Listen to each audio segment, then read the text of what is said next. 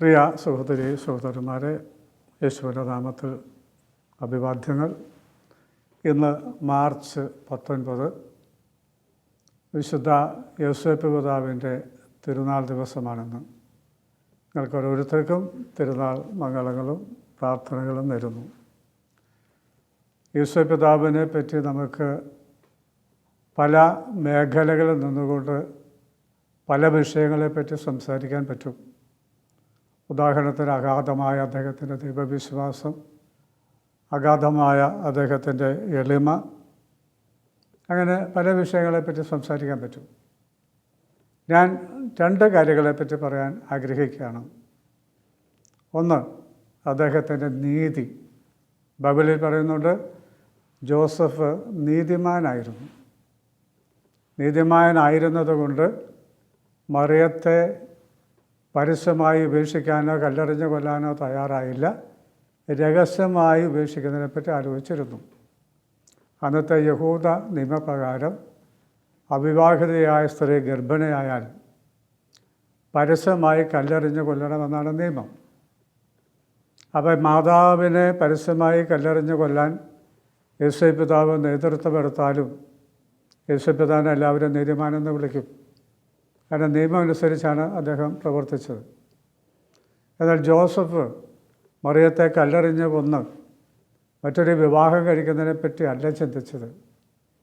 മറിയത്തെ എങ്ങനെ മരണത്തിൽ നിന്നും അപമാനത്തിൽ നിന്നും രക്ഷിക്കാമെന്നാണ് അദ്ദേഹം ചിന്തിച്ച് ഉറക്കമില്ലാത്ത രാത്രികളെ ചെലവഴിച്ചത്. ചുരുക്കി പറഞ്ഞാൽ യോസേപ്പ് പിതാവ് നീതി അല്ല കാണിച്ചത്, നീതിയേക്കാൾ വലിയ സ്നേഹമാണ് കാണിച്ചത്.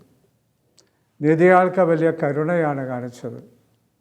നീതി അനുസരിച്ചാണെങ്കിൽ മറിയത്തെ കല്ലെറിഞ്ഞ് കൊന്നിട്ട് പോയിട്ട് എന്തെങ്കിലും ചെയ്യാം.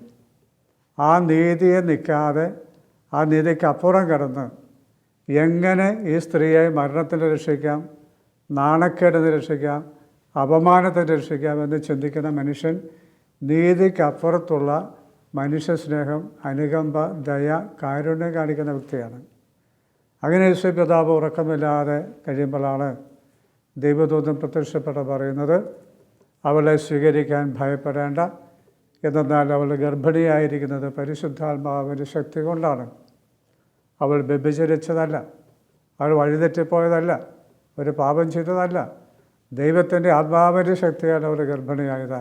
നീ അവളെ സ്വീകരിക്കാൻ ഭയപ്പെടേണ്ട എന്ന സന്ദേശം ജോസഫിന് കിട്ടുന്നത്. പിന്നീട് യോസേപ്പ് പിതാവ് മറിയത്തെ സ്വീകരിക്കുകയും മരണം വരെ മറിയത്തോടൊപ്പം ജീവിക്കുകയും ചെയ്തു. അപ്പോൾ നീതിയെ അതിലംഘിക്കുന്ന സ്നേഹം, കരുണ, ദയ, വിട്ടുവീഴ്ച യോസേപ്പ് പിതാവ് മറിയത്തോടെ കാണിച്ചു. തന്നെ യോസേപ്പ് പിതാവിൻ്റെ ഏറ്റവും വലിയ പ്രത്യേകത നിയമത്തിനും നീതിക്കും അപ്പുറം കടന്ന് മനുഷ്യസ്നേഹം, കാരുണ്യം, ദയ, വിട്ടുവീഴ്ച എന്നിവ ചെയ്യുക. നമ്മൾ ജീവിക്കുന്ന ലോകത്തിൽ നമുക്കറിയാം, നീതി പോലും നിഷേധിക്കപ്പെടുന്ന കാലമാണ്. നീതി കിട്ടാത്ത ഭർത്താക്കന്മാരില്ലേ, നീതി കിട്ടാത്ത ഭാര്യമാരില്ലേ, നീതി കിട്ടാത്ത മക്കളില്ലേ, നീതി കിട്ടാത്ത മാതാപിതാക്കളില്ലേ, നീതി കിട്ടാത്ത പൗരന്മാരില്ലേ, നമ്മളിൽ ഒത്തിരി പേര്. അപ്പോൾ പല സ്ഥലത്തു നിന്നും പലപ്പോഴും നമുക്ക് നീതി പോലും കിട്ടുന്നില്ല, നീതി പോലും നിഷേധിക്കപ്പെടുന്നുണ്ട്. അതുകൊണ്ട് ഒത്തിരി പേര് അന്യായമായി പീഡിപ്പിക്കപ്പെടുന്നുണ്ട്, സഹിക്കുന്നുണ്ട്, കഷ്ടപ്പെടുന്നുണ്ട്. അങ്ങനെയുള്ള ലോകത്തിന് യോസേപ്പ് പിതാവ് ഒരു മാതൃകയാണ്. നീതി അതിലംഘിച്ച് സ്വയം ത്യാഗം ചെയ്ത്, സ്വയം വിട്ടുവീഴ്ച ചെയ്ത്, സ്വയം ഭാരമേറ്റെടുത്ത് മറ്റൊരാളെ രക്ഷിച്ചെടുക്കുക. അതാണ് നീതിയെ അതിലംഘിക്കുന്ന സ്നേഹം. ഈ നീതി പോലും കിട്ടാത്ത ഈ ലോകത്തിൽ യോസേപ്പ് പിതാവ് നമുക്കൊരു വലിയ മാതൃകയാണ്. നീതി എങ്ങനെയാണ് കാണിക്കേണ്ടത്, അഥവാ നീതിയേക്കാൾ വലിയ സ്നേഹം എങ്ങനെയാണ് കാണിക്കേണ്ടത് എന്നതിൻ്റെ ഒരു ഉത്തമമായ ഉദാഹരണമാണ് വിശുദ്ധ യോസേപ്പ് പിതാവ്. അദ്ദേഹം അതിൻ്റെ പേരിൽ ഒത്തിരി സഹിച്ചു. പക്ഷേ അദ്ദേഹം നീതി കാണിച്ച് മറിയത്തിന് രക്ഷ കൊടുത്തു, മറിയത്തിന് അന്തസ്സ് കൊടുത്തു, മറിയത്തിന് സൽപ്പേര് കൊടുത്തു.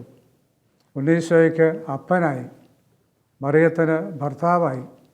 അങ്ങനെ അദ്ദേഹം നീതിയേക്കാൾ വലിയ കാരുണ്യം കാണിച്ചു.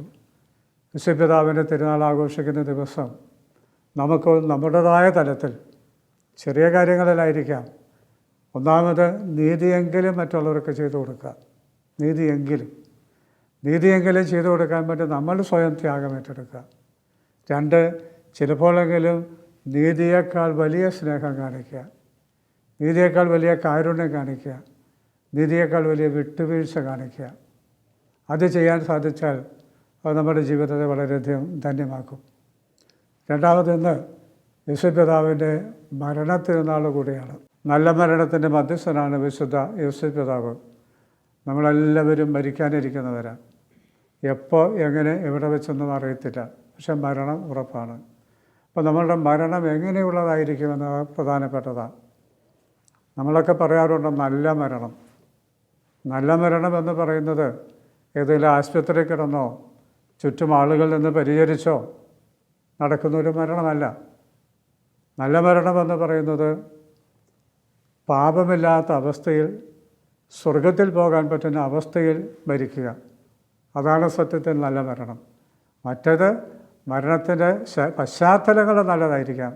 ഹോസ്പിറ്റലിലായിരിക്കാം, ICUവിലായിരിക്കാം, അല്ലെങ്കിൽ വീട്ടിലായിരിക്കാം, ബന്ധുക്കളെല്ലാം ഉണ്ടാകാം, ഡോക്ടറും നേഴ്സും ഒക്കെ അടുത്തുണ്ടാകാം. പെട്ടെന്ന് ഒരു നിമിഷം കൊണ്ടായിരിക്കാം മരിക്കുക, അല്ലെങ്കിൽ 2-3 ദിവസം കിടന്നിട്ടായിരിക്കാം മരിക്കുക. ഒന്ന് ഒരുങ്ങാൻ സമയം കിട്ടിയെന്നൊക്കെ നമ്മൾ പറയും, നല്ല മരണമെന്നൊക്കെ പറയും. പക്ഷേ നല്ല മരണമെന്ന് പറയുമ്പോൾ അതിനേക്കാളൊക്കെ പ്രധാനപ്പെട്ടത് മരിക്കുമ്പോഴത്തെ ആത്മീയ അവസ്ഥയാണ്. മരിക്കുന്ന ആളുടെ ആത്മാവ് സ്വർഗത്തിൽ പോകാൻ പറ്റിയ അവസ്ഥയിലാണെങ്കിൽ അതിനെ നമുക്ക് നല്ല മരണമെന്ന് പറയാം. ബാക്കിയൊന്നും നല്ല മരണമല്ല. നമ്മൾ മരിച്ച് നേരിട്ട് സ്വർഗത്തിൽ പോയില്ലെങ്കിൽ പോലും, ശുദ്ധീകരണ സ്ഥലത്ത് കൂടെ ആണെങ്കിൽ പോലും സ്വർഗത്തിലെത്തണം. സ്വർഗത്തിലെത്തിയാലേ നമ്മുടെ ജീവിതം രക്ഷപ്പെടും, നല്ലതാവും. അതുകൊണ്ടാണ് ബൈബിൾ പറയുന്നത്, മരിക്കുമ്പം ആരെയും ഭാഗ്യവാനെന്ന് വിളിക്കരുത്, എന്നാൽ മരണത്തിലൂടെയാണ് മനുഷ്യനെ അറിയുക. മരിച്ച് ആരുടെ ആത്മാവ് സ്വർഗത്തിലെത്തുന്നുവോ അവർ മാത്രമാണ് ഭാഗ്യവാന്മാരല്ലാത്തവരെല്ലാം നിർഭാഗ്യവാന്മാരാണ്. അങ്ങനെയാണെങ്കിൽ നമ്മളിന്ന് ഭാഗ്യവാന്മാരെന്ന് കരുതുന്ന പലരും നിർഭാഗ്യവാന്മാരാകാം മരണശേഷം. നമ്മൾ നിർഭാഗ്യവാന്മാരെന്ന് പറയുന്ന പലരും ഭാഗ്യവാന്മാരുമാകാം. ധനവാൻ്റെ ലാസറിൻ്റെ ഉപമ ഉദാഹരണമാണ്. ധനവാനെ എല്ലാവരും ഭാഗ്യവാനെന്ന് വിളിച്ചു, മരിച്ച് നരകത്തിൽ പോയി നിർഭാഗ്യവാനായി. ലാസറിനെ എല്ലാവരും നിർഭാഗ്യവാനെന്ന് വിളിച്ചു, പക്ഷെ മരിച്ച് സ്വർഗത്തിൽ പോയി. അപ്പോൾ ലാസറാണ് ഭാഗ്യവാൻ, ധനവാൻ നിർഭാഗ്യവാനാണ് എന്ന് പറഞ്ഞ പോലെയാണ്. മരണശേഷം എവിടെ എത്തുന്നുവോ, സ്വർഗത്തിലെത്തുന്നോ അവരാണ് ഭാഗ്യവാന്മാർ, അല്ലാത്തവരെല്ലാം നിർഭാഗ്യവാന്മാരാണ്. അപ്പോൾ നമുക്കൊരു നല്ല മരണം കിട്ടണം, സ്വർഗത്തിൽ പോകാൻ പറ്റിയ അവസ്ഥയെ മരിക്കണം. ഇതാണ് നമ്മുടെ ജീവിതം വിജയിക്കാനുള്ള, ഇതിലൂടെയാണ് നമ്മുടെ ജീവിതം വിജയിക്കുക. ഒരു നല്ല മരണം നമുക്ക് കിട്ടുന്നതിൽ യേശുപിതാവ് നമ്മളെ സഹായിക്കും. നല്ല മരണത്തിൻ്റെ മധ്യസ്ഥനായ യേശുപിതാവിനോട് നമ്മളെല്ലാ ദിവസവും പ്രാർത്ഥിക്കുന്നത് നല്ലതാണ്. നമുക്കൊരു നല്ല മരണം കിട്ടാൻ വേണ്ടി, ആത്മാവ് സ്വർഗത്തിൽ പോകാൻ പറ്റിയ ഒരവസ്ഥയിൽ മരിക്കാൻ വേണ്ടി യേശുപിതാവിൻ്റെ മധ്യസ്ഥത നമ്മൾ തേടുന്നതും നല്ലതാണ്. അപ്പോൾ യേശുപിതാവിനെ പറ്റി ഒത്തിരി കാര്യങ്ങൾ പറയാമെങ്കിലും ഈ 2 കാര്യങ്ങൾ തിരുനാൾ ദിവസം മുതൽ നമുക്ക് ഓർത്തിരിക്കുക. ഇന്നത്തേക്ക് മാത്രമല്ല, എല്ലാ ദിവസവും. 1, നീതിയെങ്കിലും കാണിക്കുക, നീതിയേക്കാൾ അതിലേക്കിക്കുന്ന സ്നേഹം, കരുണ, വിട്ടുവീഴ്ച കാണിക്കുക. 2, ഒരു നല്ല മരണം കിട്ടാൻ തക്ക വിധത്തിൽ ജീവിക്കുക, അതിന് യേശുപിതാവിൻ്റെ മധ്യസ്ഥത തേടുക. എല്ലാവർക്കും ഒരിക്കൽ കൂടി തിരുനാൾ മംഗളങ്ങൾ ആശംസിക്കുന്നു.